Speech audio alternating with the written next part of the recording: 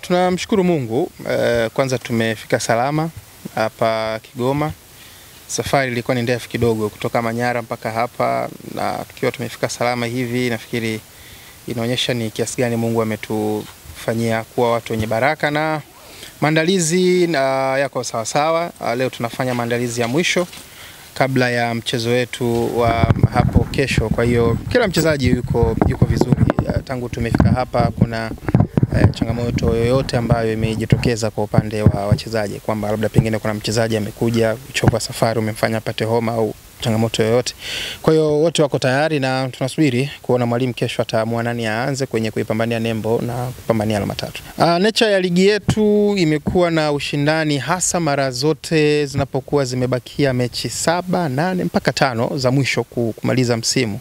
Lakini utofauti wa msimu huu, ligi tangu mechi ya kwanza inaanza, ligi ilikuwa ni ngumu. Kila timu ilikuwa inaonekana kujipanga, na kila timu ilionekana imefanya maandalizi na usajili wa kutosha kwenye msimu wa 2024-2025.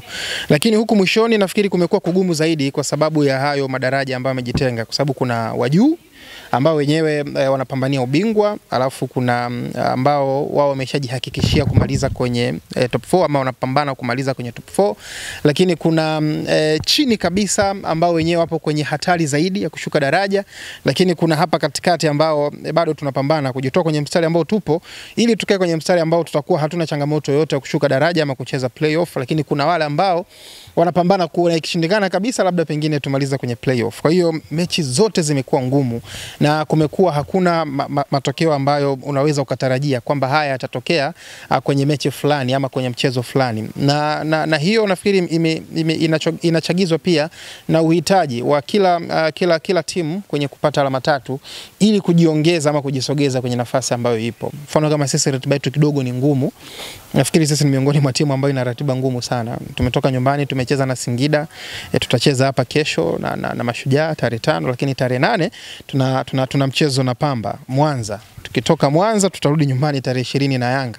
Kwa hiyo ukitazama tunacheza na timu mbili ambazo kwanza zipo chini yetu, zina uhitaji wa kuja juu yetu, lakini tunakwenda kucheza na timu ambayo iko kwenye mbio za kuongeza alama 3 kuwania ubingwa. Lakini tukitoka hapo tutakwenda Dar es Salaam kucheza na JKT ambao wenyewe pia kama kidogo wana unafuu kwa sababu wako juu yetu. Alafu pia tuna mechi na Coastal Union. Ukitazama hizo timu zote ambazo tunacheza nazo ni timu mbili tu pekee ambazo zipo juu yetu, lakini zote ziko chini yetu. Na utofauti wa alama sio mkubwa. Kwa kidondosha alama kwenye mchezo mmoja unaweza kujikuta unashuka nafasi 2 mpaka 3. Kwa hiyo umakini unatakiwa uwe mkubwa, na sisi tunalitambua hilo, na naamini kesho utakuwa ni mchezo ambao mgumu, lakini naamini tutafanya vizuri kulingana na mahitaji yetu tunayohitaji, lakini pia na maandalizi ambayo tumeyafanya. Unajua hakuna timu ambayo huwa haifungiki. Kila timu inaweza kupoteza nyumbani, kama ambavyo sisi tumecheza mechi nyumbani tumepoteza, na si mara ya kwanza hivi. Tunafahamu ni pagumu sana hapa kucheza na kupata alama 3, lakini sisi tutautumia ugumu huo kufanya uwe rahisi ili tuweze kupata alama 3. Tunafahamu uhitaji wao. Uzuri wa watu wengi wa Mashujaa ni watu ambao tunawasiliana. Kwa hiyo vitisho vya hapa na pale vile vya kimpira tunavipokea kwamba na huko mmekuja mmevamia mtumbo wa vibwengo, lakini sisi tunasema kesho dakika 90 ndizo ambazo zitazungumza, kwa sababu yote haya yanabaki kwa ni kelele tu za nje, lakini wanaume 22 ambao watavuja jasho kwa dakika 45 na kuwa 90 ndio ambao watatupa majibu kesho. Kwa hiyo tusubiri.